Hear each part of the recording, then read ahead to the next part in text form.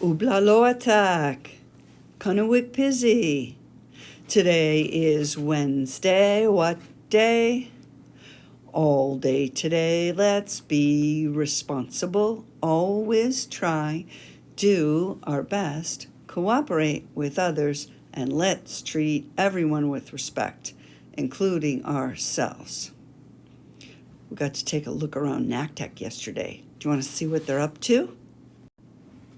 Okay, let's take a look at the aviation class in the library. Here we see Chris, the instructor, teaching Jack how to use the controls.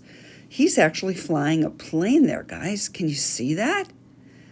He's got his hands on the controls, and Chris is coaching him. It looks like a lot of fun, doesn't it?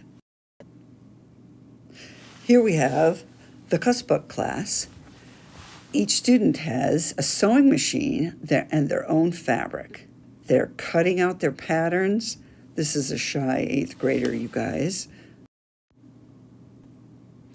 They really are sewing these all by themselves, managing the sewing machines by themselves. I wish I knew how to do this. Almost wrapped it up. Here we can see Kenyon using a simulator. Can you tell what he's driving here? Look at the different controls, and if you look at the screen, you can see how he's operating the controls. Isn't that amazing? And here we have Rosie driving another simulator. Can you tell what she's driving? Look at that big scooper. She's actually using an excavator and using the controls just like she would use them in a real excavator. Way to go, Rosie. Now, this last class is the CPR class.